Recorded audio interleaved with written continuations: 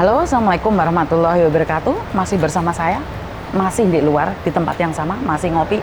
Dan kebetulan saya ingin membahas sesuatu yang dimana menurut saya adalah sangat penting sekali. Lindungi orang di sekitar Anda.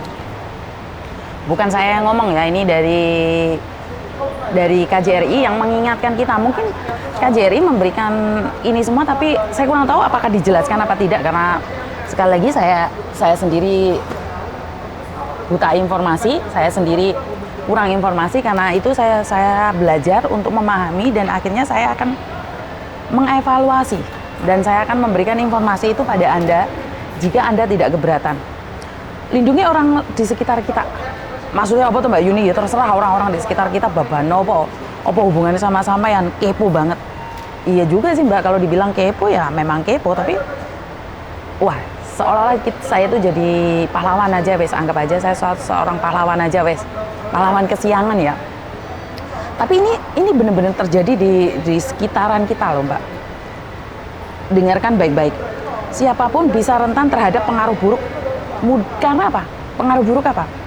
Dari media sosial. Dari media sosial itu kita akan punya pikiran yang aneh-aneh Mbak. Jadi kita dari media sosial itu banyak sekali terjadi kejahatan secara langsung dan tidak langsung. Maksudnya apa Mbak Yuni? Kenapa? Satu, banyak orang berani melakukan sesuatu di luar nalar karena media sosial. Jadi media sosial itu harusnya kita punya filter. Jadi jangan selalu melihat berita-berita yang ekstrim terus. Jangan melihat berita-berita yang isinya gosip terus. Dan jangan selalu memberikan otak kita asupan yang nggak benar gitu loh Mbak. Jadi kadang-kadang kita harus cari yang berbasis agama. Satu, motivasi. Ketiga adalah pencerahan. Jadi yang dilihat jangan kasusnya yang lagi tenar di Indonesia saja. Dan orang itu gimana Mbak? Kalau baik sekali, kalau jelek sekali. Nggak ada orang yang di tengah-tengah. Nggak ada orang yang setengah jelek, setengah baik, itu nggak ada. Yes, kalau pikirannya jelek. Karena otak kita itu nggak bisa antara iya dan tidak. Sebenarnya otak kita, pribadi kita itu tahu. Saya mengatakan iya. Cuman di hati kita itu benar-benar iya, tapi kita nggak berani ngomong. Jadi pikiran otak kita itu sebenarnya mengatakan tidak. Tapi karena mulut kita yang manis, akhirnya kita nggak berani ngomong untuk mengatakan tidak. Berbalik lagi tentang orang-orang yang di sekitar kita ya. Melalui investasi awal, intervensi awal. Maksudnya adalah kalau kamu sudah melihat teman-temanmu, ciri-cirinya ya. Ciri-cirinya adalah menarik diri dari keluarga dan teman-teman atau ganti lingkaran pertemanan. Kenapa saya bilang seperti itu? Ingat mbaknya yang ketipu berapa juta ya? Berapa 32 juta itu kan? Dia menarik diri dari keluarganya, dia menarik diri dari kakaknya dan ibunya. Akhirnya dia kena love scam. Ini yang contoh sudah ada. Jadi kalau kalian sudah tahu teman-temanmu itu mulai menarik diri dari kalian, untuk ke arah lebih baik nggak masalah. Tapi kalau sudah berubah menjadi diam dan kata-katanya sudah nggak jelas, lebih baik kalian mencoba mendekatinya ya, mengingatkannya. Dan selalu merasa permusuhan. Jadi wong ngomong apa wae, wong wae status apa wae dimusuhi. Wis mulai gak jelas sih statusnya. Dan kalau bisa diingatkan, tapi orang-orang seperti ini mulai anyel. Karena apa? Sudah di hatinya ada sesuatu. Di hatinya sudah punya misi. Jadi wong ngomong apa wae dimusuhin. Orang ngomong apa aja dimusuhi, di komenin yang jelek. Sok tahu lo apa-apa. Itu ciri-ciri orang mulai menarik dirinya sendiri ya. Tidak bersedia membahas pandangan mereka. Nah, ini jadi cuma dia aja yang punya pandangan tentang apa yang dia katakan. Jadi ini adalah lindungi orang di sekitar kita. Takutnya dia melakukan kesalahan yang dimana kita tidak tahu. Contoh nyata itu orang yang kemarin kehilangan atau ketipu 32 juta. Itu contoh awal aja ya Mbak. Jadi dia tidak ingin membahas apapun. Yang dia tahu bahwa dosen itu benar mencintainya ataupun berteman dengan dia, akhirnya minta uang biar cukai. Ini yang kisah nyata ya. Terus suka menyimpan rahasia terutama tentang mereka, apa yang mereka lakukan di internet. Ya jelas kan dia takut orang tahu. Kalau dia cerita, oh aku punya pacar dosen, oh ini dosen ini baik, seperti ini, seperti itu kan kebongkar lebih awal. Jadi mereka lebih merahasiakan. Nah, ini kalau yang bagi sindikat-sindikat saja, yang apa ya? Jatuhnya di dia sendiri, maksudnya adalah akibatnya ada di dia sendiri. Tapi kalau sudah ke ekstrim ya, inilah ciri-ciri tingkat awal, di mana ciri-ciri tingkat awal itu orang yang suka menarik diri, dia tidak mau, suka permusuhan, tidak bersedia membahas pandangan kita, maksudnya tidak mau diskusi. Dan yang keempat adalah mengunci informasi tentang dirinya di internet. Dia itu takut banget orang tahu siapa bapaknya, siapa ibunya, terus siapa teman-temannya, itu mereka mengunci, mereka tidak akan memberikan informasi itu. Ini yang tahap awal ya, ini tahap awal. Yang Anda bisa jadi sebagai berikut, orang yang ideologi ekstrim. Jadi mulai didoktrin ya. Tapi ini yang tahap awal. Maksud saya adalah ada yang tahap lebih ekstrim lagi. Maksudnya piye, Miss? Nah, kalau didoktrin cuman masalah uang aja dia bisa menarik diri, kumpul lagi sama keluarganya. Lah, yang tahap ekstrim adalah penuh dengan keluhan dan kebencian. Wah, selalu mengeluh, selalu membenci, auranya itu sopoe dimusuhi, sopoe nggak jelas, dan rasa permusuhan terhadap golongan luar. Jadi kalau ada orang punya pandangan, kalau ada orang berbicara, itu selalu di-sliding, Mbak. Jadi mereka merasa bahwa yang paling benar itu dia, yang paling bagus itu dia, yang paling baik itu dia. Jadi kalau ada orang lain memberikan informasi atau orang lain memberikan masukan, itu gak terima deh. Saya itu yang paling benar, kalian itu salah, saya itu paling benar, saya itu yang paling tahu, saya yang paling baik. Nah, dia selalu memberikan rasa tidak nyaman atas orang lain. Dia selalu merasa bahwa dirinya yang terhebat. Ini KJRI yang ngomong ya, saya cuma bahas saja. Terus membangun komitmen terhadap sebuah misi untuk dilaksanakan. Nah, ini wes mulai naik peringkat ya. Jadi setelah mereka penuh keluhan dan kebencian, rasa permusuhan terhadap golongan luar, wah dia mulai punya komitmen ini. Mau dibawa kemana ini? Mau dibawa kemana ini arahnya? Dan kalau sudah ekstrim ini, dia biasanya punya pengikut, Mbak. Dia punya pengikut, di mana pengikutnya akan dibawa ke arah dia. Jadi ini KJRI sebenarnya sudah mengingatkan berkali-kali, banyak sekali ideologi yang masuk di Indonesia ya, termasuk di Hong Kong sini, banyak orang yang sudah didoktrin untuk membenci sesuatu. Jadi apapun yang dilakukan orang lain itu selalu salah. Apapun itu, kalaupun nggak salah dicari salah ya. Jadi bukan mengingatkan atau saling memberitahu atau saling diskusi, tapi cari titik salahnya. Kalau nggak salah dicari titik salahnya. Karena orang-orang seperti ini sudah didoktrin ya, sudah didoktrin di mana untuk memecah belah. Saya pribadi merasa untuk memecah belah ya. Di mana bukan untuk menyatukan tapi untuk memecah belah. Jadi pengikutku. Padahal sekali lagi kalau memang kita, khususnya di Hong Kong ya, kalau di luar sana saya kurang tahu. Kalau di Hong Kong ini gini loh, Mbak, ayo bareng, maju bareng kalau sama-sama BMI. Sama-sama bekerja keras atas nama BMI.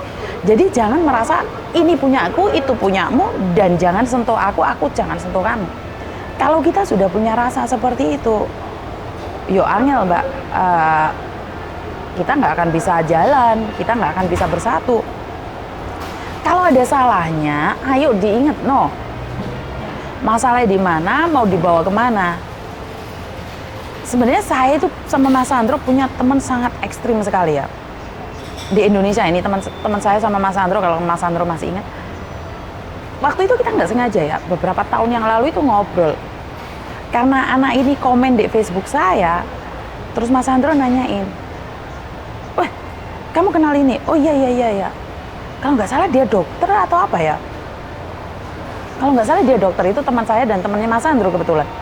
Dan dia itu punya ideologi yang sangat ekstrim, Mbak. di grupnya Mas Sandro dan di grup saya itu beda loh Mbak, beda grup loh, tapi di orang yang sama, tapi kata-katanya doktrinan semua. Ini sebenarnya saya ingin bahas sama Mas Sandro. Padahal kan di grup sekolah ya, kalau nggak salah itu teman sekolah saya tidak menyebutkan ya, teman sekolah saya SD. Apa yang dia katakan itu di grup itu semua salah Mbak. Lah, aku ngobrol sama Mas Sandro, terus Mas Sandro bilang, "Loh, iya loh podo." Terus dia nanya sama saya, "Kamu masih di grup itu nggak?" "Enggak, aku nggak di grup itu." Karena setiap kita komen, apalagi kita beda pandangan, dia harus langsung wis tembaki konco-koncone yo. Jadi kita merasa sebagai teman itu ya apa sih? Nek salah di-link no, tapi giliran kalau kita salah, dia itu suka banget mengingatkan kita. Giliran kita mengingatkan dia, waduh, sabda pandita ratunya keluar semua. Dan yang paling benar, yang maha benar itu dia. Bayangin, Mas Sandro adalah teman di kampus dia, adiknya atau kakaknya di kampus, terus saya teman SD-nya. Jarak kita gapnya jauh loh Mbak. Gap antara saya dan dia itu jauh banget. Tapi herannya doktrinan dia itu masuk di saya dan masuk di Mas Sandro. Kita beda gap loh. Maksud saya adalah saya cuman pendidikan S2. S2 itu SD SMP. Mas Sandro itu yang kelas kakap memang. Jadi Mas Sandro pendidikannya memang tinggi sekali. Jadi dari situ sudah kelihatan. Jadi dia itu mencoba masuk di beberapa celah di teman-temannya. Dan teman saya SD itu sudah mulai ngikutin dia. Lah, teman SD yang satunya itu sudah mulai mengikuti dari gaya bahasa, gaya bicaranya udah mulai punya grup sendiri gitu loh. Waktu reuni itu dia punya grup sendiri yang khusus buat dia. Nah, kalau saya masuk, mereka akan mempertanyakan seolah-olah saya itu tidak layak masuk di mereka gitu loh. Karena saya tidak sealiran dengan mereka, saya tidak sependapat dengan mereka. Dan saya merasa adalah teman ini adalah toksik. Saya kurang tahu ya, saya sendiri soalnya open mind. Saya orangnya terbuka dengan siapapun, ya saya menerima saran dan kritik. Tapi kalau saya mengkritik Anda dan mengasih saran Anda, terus dia jepat-jepat malik-malik, beker-beker, ya repot Mbak. Saya salah, saya diingatkan, tapi giliran dia salah, saya ingatkan dia yang jepat-jepat. Jadi buat teman-teman yang di luar sana, memilih teman, ya mungkin karena faktor umur juga ya Mbak ya. Karena faktor umur saya sudah semakin tua. Tapi saya tahu semakin tua bukan berarti semakin ganjen ya. Semakin tua bukan semakin nakal ya. Tapi semakin tua itu saya semakin nyadarin berapa lama lagi saya hidup. Untuk apa saya hidup itu saya mulai mencari tahu tentang diri saya. Masih ngejak guyon. Masih suka menyakitin orang, masih suka jatuhin orang. Ayo umurnya podo tua. Jadi saya selalu bilang, oh iya benar. Dan saya selalu bilang sama mbak-mbaknya yang suka membuli, pesan saya satu kali lagi, kalau ada temanmu diinget no gak gelem jarno Mbak, nggak usah dibully. Kalian itu senengannya body shaming ya? Apa sih body shaming Miss? Yo kayak aku gendut, irungku pesek, motoku sipit, itu kalian suka banget bahas yang jelek-jelek gitu loh. Kenapa kalian nggak membahas tentang yang baik di saya gitu loh? Oh iya, Miss Yuni mau menolong orang, GR. Miss Yuni mau menolong orang, enggak sih, diserang itu body shame. Miss Yuni ki sing merongos itu tau, sing elek itu tau enggak? Sebenarnya gini loh Mbak, elek ayu itu titipan. Kalau kalian berpikir bahwa itu adalah titipan, aku rasa kalian tahu suatu saat akan diambil. Kalau dipikir dulu sih, saya cantik juga kok pada masanya. Kalau dipikir, di usia saya yang sekarang dengan usia Anda yang dulu piye toh? Di usia saya sekarang, itu saya rasa saya masih energetik. Walaupun saya sudah berkepala 4 ya. Tapi kalau dibandingkan di umur saya 20 lebih dulu, sama kalian yang suka membuli itu, yo saya tidak jelek-jelek amat loh Mbak. Jadi kalian itu ngomong Mbak Yuni ini lemu gendut kayak gajah. Nah. Yo kayak gajah ini minimalnya sing kayak gajah anakan, ojo gajah babonan. Nek gajah anakan kan masih kecil. Jadi kalau gajah babonan kan wis terlalu gede gitu. Jadi buat teman-teman di luar sana jangan membuli, diingatkan kalau mau, terus jangan sampai menghakimi. Itu saya selalu mengingatkan. Kenapa? Kadang-kadang apa yang kamu lihat itu belum tentu yang nyata, Mbak. Karena apa yang kamu pikirkan belum tentu orang lain memikirkan. Dan apa yang kamu katakan belum tentu temanmu mengerti. Mau jelas no, itu percuma.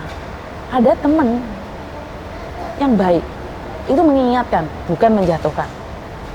Kalau teman yang memang bestie beneran, dia akan mengingatkan, weh, jalanmu gak bener gitu, karepmu piye bro, itu mengingatkan. Tapi kalau sudah dipost, dibawa kemana-mana, terus diedel-edel, itu sebenarnya menurut saya bukan teman ya, itu menurut saya adalah ngejak perang itu, bener nggak? Jadi apapun keputusan kalian, apapun yang kalian ingin lakukan, saya cuma berpesan, hidup cuma sekali, nikmatin, enjoy, dan jangan banyak mengeluh. Terlalu banyak mengeluh, pikiran kita jadi galau, dan kita nggak jelas mau dibawa kemana hubungan ini, bener nggak? Saya cuma bisa membantu doa agar kita semua, sampean sama saya, sama-sama belajar untuk menjadi lebih baik lagi, nerimo ing pandum. Jadi jangan terlalu mengeluh, karena dalam kehidupan ini kita tidak tahu siapa yang benar, siapa yang salah. Ingat angka 9 dan angka 6. Mungkin kalau kamu berdiri di posisi saya, angka itu adalah 9. Tapi kalau Anda melihat dari posisi Anda, maka itu adalah angka 6. Kenapa? Apakah saya salah? Tidak. Pandangan kita yang berbeda. Jadi kalau saya lihat dari komen-komen tentang saya kemarin, saya sudah upload tentang kasus ular yang gaji 15.000. Yang memahami banget karakter saya suka bercanda. Dan yang memahami banget saya orangnya serius, itu terbelah dua, Mbak. Jadi dikiranya job itu beneran ada. Dan yang satunya dikiranya job itu adalah guyonan. Jadi saya nggak bisa mengarahkan kalian harus seperti ini, seperti itu, seperti ini, nggak bisa. Jadi setiap kali pandangan saya taruh di YouTube dan di Facebook itu termasuk apa? Saya sudah sanggup menerima saran dan kritik. Kalau saya sudah up di YouTube, di Facebook, tapi saya tidak menerima saran dan kritik, ya jangan jadi YouTuber, bener nggak? Apakah semua orang tuh yang komen suka sama saya? Enggak semuanya suka sama saya. Ada yang pura-pura, ya termasuk kamu. Ada yang benar-benar baik, iya termasuk kamu. Tapi saya cuma bercanda, jangan diambil hati. Jadi penilaian seseorang itu beda-beda tergantung dari level pemikirannya, dari backgroundnya, dari pergaulannya. Jadi buat teman-temannya di luar sana, komen yang kurang baik, terima kasih karena itu adalah buah pikiran kalian. Yang komennya bagus juga terima kasih karena itu adalah isi hati Anda. Cuman saya selalu bilang, sama-sama ngetik, sama-sama keluar dari mulut, kenapa tidak sama-sama mengeluarkan yang baik. Itu aja dari saya, kurang lebihnya saya minta maaf. Wassalamualaikum warahmatullahi wabarakatuh. Semoga semua makhluk bahagia dan kita semua bahagia, amin.